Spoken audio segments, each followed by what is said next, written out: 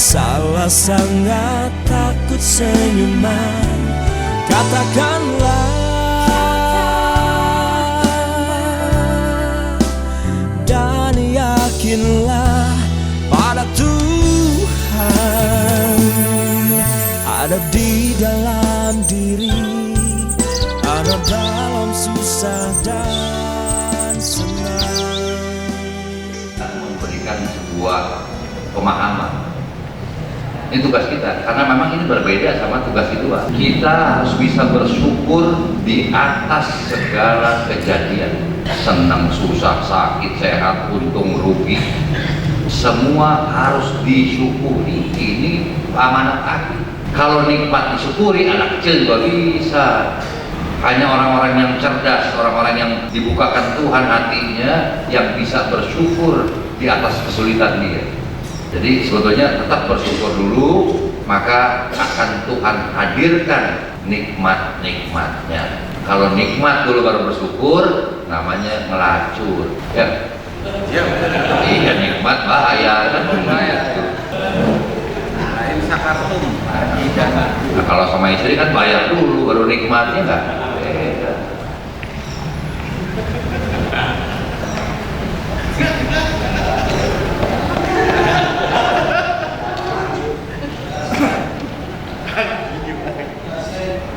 Kenapa bang? Saya udah syukuran berapa kali saya nggak baik-baik.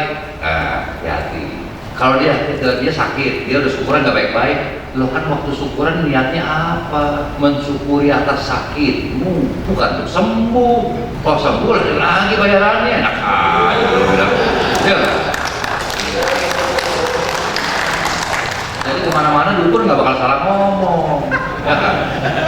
Tapi kalau kita berikan kesadaran, jadi ketika mereka dalam kesulitan, dalam masalah, dalam problema, dan kita ajarkan pelan-pelan harus disyukuri. Ketika dia mensyukuri, itu dalam anatomi manusia, itu otaknya berubah dan kekuatannya bertambah. Sehingga dengan dia syukuri masalah dia, tiba-tiba dia jadi berani dengan masalah itu. Dan dia nggak takut sama masalahnya. Ini karena dia mensyukuri.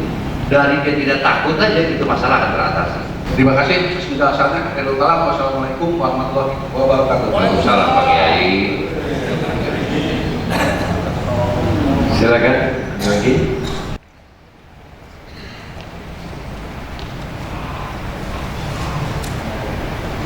Jadi kalau kita nyimpen jimat apa segala macam nggak ada kaitan kita.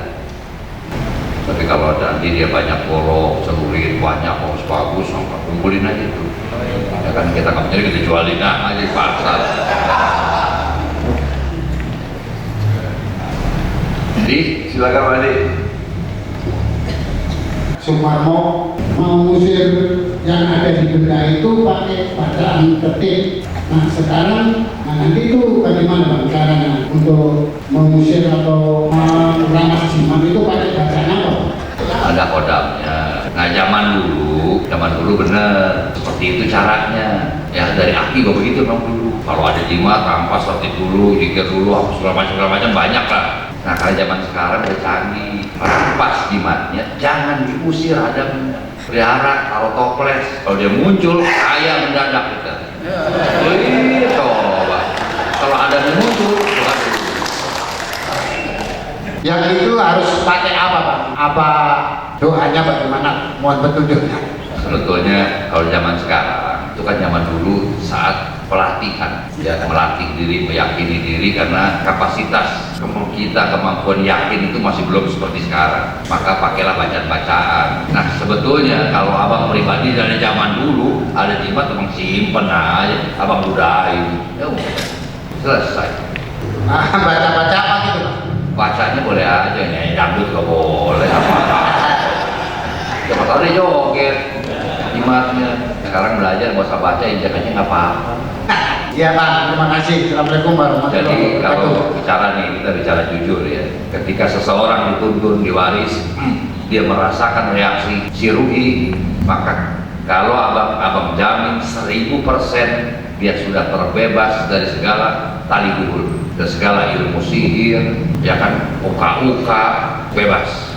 Tapi orang kita dihipnotis masih bisa, karena yang dihipnotis adalah otak. Tapi kalau gangguan yang hal kejiwaan, kita nggak akan bisa lagi. Itu jaminan. Nah dulu kalau kita ambil jimat pakai baca-baca supaya keren, ya kan? Kalau pakai baca-baca nanti dianggapnya kita so tahu, pura-pura baca-baca aja, baca apa, sembur-sembur apa, biar kelihatan sakral, ya kan? Nah tukang tipu mesti ditipu lagi. Abang ketemu ada jimatnya orang ratusan juta harganya, coba bagaimana dia saya ngasihnya? Mas. Jangan dibuang, jangan pelihara, tangkap padamnya, bawa ke pasar. Waduh, kiloin mahal banget tuh. Besi kuning itu. Iya. Ada tinggal 24 karat, 22 karat ya kan. Nah itu teknik para pengayuh menghadapi hal-hal begitu. Silakan pakai teknik masing-masing. Tapi pada hakikatnya setelah kita pegangin semua, maka berangkatlah semuanya dengan tenang. Maka orang-orang yang bilang ada hadam-hadam tukang tipu semua. Kalau memang hadam setan jin ini bisa dimasukin toples, masukin botol kelihatan, bisa dibayarkan tuh orang kaya mendadak. Andai kata ada botol dimasukin jin satu aja, kelihatan itu dia joget kayak, palanya gundul kayak segala macam, kelihatan itu. Wah itu tiap kita pergi pengumuman pakai karcis 5.000 perak nonton 5 menit, berapa banyak orang bakal ngantri nonton tuh. Wah kaya mendadak itu kita. Maka sialnya itu jin-jin setan nggak mau muncul lagi. Nggak mau bikin kita kaya ya. Karena ada kan yang menangkap jin kalau di botol kan gitu kan ya, itu kan berarti kan ilmu tipu lain sama botolnya kan bisa jadi jin, beda itu kan ya kan, ya kan? Laki-laki botol bisa jadi jin. Ada lagi? Silakan. Nama saya Muhammad Askurwanton, panggilan Anton. Yang ingin saya tanyakan, abang pernah bilang masih pada hijau sih, udah dipetik. Nah seperti apa itu bang? Dan kalau udah matang seperti apa gitu? Petik, nggak dipetik kok jatuh sendiri. Karena kita bawa-bawaan, ya kan? Penghayatannya ke orang sih, susah ya. Itu namanya ngajarin ikan berenang gitu. Kalau kita kembali ke pertanyaan Anton itu dalam pembinaan itu hati-hati. Ketika umat masih belum matang, ya kan? Udah jangan terlalu banyak dulu, nanti dia jatuh. Nah, matangkan dulu dia. Kalau dia udah matang, nggak usah dipetik pun dia jatuh. Maka itu diperlukan kesabaran. Maka suratnya itu wal asri, sabar sama waktunya, jangan buru-buru. Tulisan gini kadang-kadang kan ada yang salah tangkap, ada yang salah mengertikan. Tapi kalau nanti di buku lebih teratur. Nah, ini tugas Pak Hasiri sama Pak Muntaha. Jadi apa yang disampaikan abang tadi, karena ini adalah para pembina dan sudah menjadi pengayuh keempat, tumbuh suatu kesadarannya. Tetapi kita mendidik umat yang di bawah ini yang masih hijau, ada arahan dengan baik. Karena tujuan rasi itu adalah membina, mendidik, mengarahkan bagaimana umat tersebut paham, akhirnya nanti akan tumbuh suatu kesadaran. Saudara-saudaraku, mulai jam 1 kemarin, tempat dengan beberapa materi, beberapa sesi-sesi sampai pada pagi hari ini. Nah barangkali inilah, terima kasih atas perhatiannya, karena Samsung sudah menyinari pada wajah kita semuanya. Kita akhiri. Wassalamualaikum warahmatullahi wabarakatuh.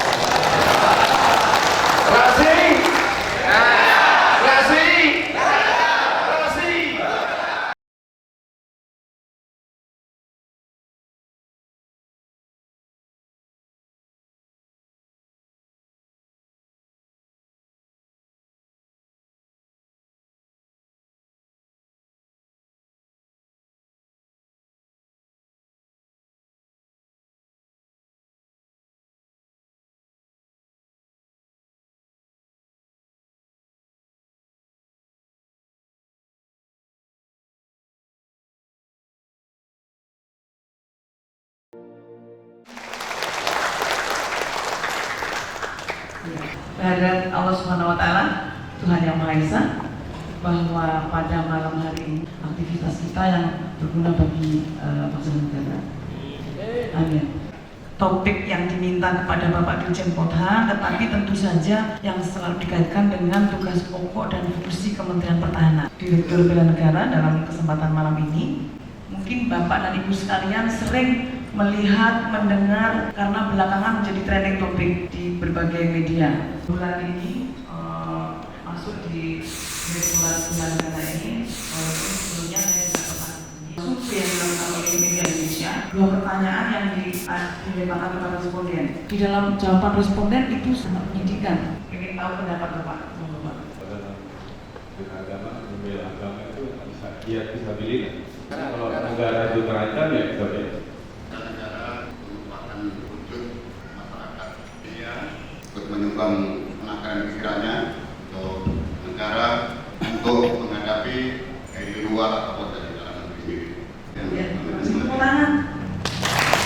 Saat ini yang sangat memprihatinkan, narkoba itu yang akan merusak generasi kita yang akan datang, otomatis itu memperlemah kesatuan dan kesatuan NKRI itu. Tepuk tangan buat Pak Mo.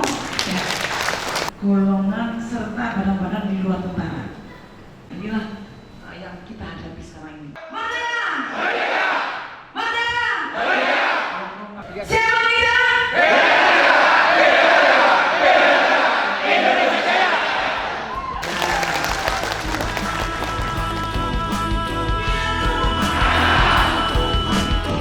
Sadarlah wahai para teroris, dirimu hanya dijadikan alat oleh kelompok.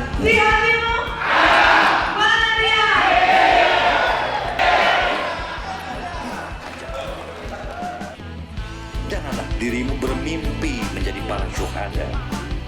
Bertobatlah, bertobatlah, bertobatlah. Masalah selanjutnya yaitu peserta bertanya, abang menjawab. Oleh karena itu kesempatan diberikan kepada peserta diklat gelombang kedua ini untuk bertanya sebanyak-banyaknya, mumpung abang sekarang ini masih memberikan kesempatan. Ya, silakan. Kenapa pengayom 4 yang dipilih untuk melaksanakan diklat ini, sementara di atas kami banyak kakak-kakak senior? Terima kasih. Pengayom 4 ini yang paling banyak, maka pengayom 4 itu harus didahului, dibekali pendidikan, pelatihan, pengetahuan, tambah wawasannya. Dan ini memang sudah menjadi keputusan bukan dari abang sendiri, ini dari ketum sama wakil, juga para pengurus lainnya dari RASI. Memang kalau kita lihat pengayom 4 ini bukan beruntung, ya uji percobaan. Ya. Maka dari angkatan 1 pasti angkatan 2 lebih baik, lebih sempurna penyajiannya, hal-hal yang lain pasti lebih baik. Mungkin angkatan 3 akan disempurnakan lagi dari kekurangan yang sebelumnya. Tapi dengan adanya diklat ini dari angkatan per angkatan, akan melihat luar biasa manfaat buat para pengayom itu sendiri. Pengayom hidup dan daerah pun merasakan ini buah hikmah yang luar biasa. Ayo silakan yang lain. Sore tadi abang ada pembicaraan di ruang Astra Jingga. Ada beberapa hal yang menarik yang bisa abang sambungkan pada pagi hari ini. Yang pertama mengenai rugi, supaya para pengayom tidak salah dalam menilai, tidak salah dalam menempatkan diri, tidak salah dalam pemahaman. Ruhi itu sudah kita ulangi berkali-kali. Ruhi adalah zatnya Allah, zat kuasanya Allah, sinar kuasa Allah, juga perwakilan Allah di setiap diri manusia. Dan perlu digarisbawahi bahwa ada pendapat seperti manunggaling kaulo Gusti, ya, bersatunya bersamanya antara Tuhan dengan kita. Lantas ada juga ayat mengatakan aku lebih dekat daripada urat leher. Aku itu seolah-olah Tuhan, seolah Allah. Nah ini perlu kita tekankan di sini bahwa aku yang disebut itu bukan Allah, melainkan keberadaan si ruhi itu sendiri. Jadi Allah ini, kalau kita mau ambil satu kalimat Allah, berarti Allah ini adalah Sang Maha Pencipta, yang maha dari segala maha. Sedangkan si ruhi adalah bagian kecil daripada Allah itu sendiri. Walaupun dalam Quran yang sudah disahkan negara, pemahaman ruhi itu adalah ruh dalam kurung ciptaan Allah atau ciptaan Tuhan. Nah ini yang sedikit berbeda dengan kita, tapi kita tetap akan mempertahankan bahwa ruhi bukan ciptaan Allah. Ruhi melainkan bagian kecil daripada Allah itu sendiri. Dan dia yang membawa, yang mengawal kita, bahkan dalam diri kita masing-masing. Ruhi ini juga yang menuntun dan mengawasi dan mengatur kita dalam hidup ini sesuai dengan kehendak, ketetapan dari Sang Maha Kuasa. Jadi jangan pernah berpikir bahwa ruhi itu bisa diajak negosiasi, ruhi bisa diajak damai, Ruhi bisa dibujuk rayu atas ulah sikap dan manusia. Ruhi tetap tugasnya hanya menjalankan perintah dari pemilik juga, karena dia hanya bagian daripada Allah itu sendiri, maka dia hanya melaksanakan perintah apa yang sudah tertulis dalam kitab masing-masing. Di samping itu, kita juga sudah merasakan selama ini buah ruhi itu kita rasakan dengan baik. Maka tidak mustahil ruhi itu menjadi kawan kita juga, menjadi sahabat kita juga, menjadi pimpinan kita juga.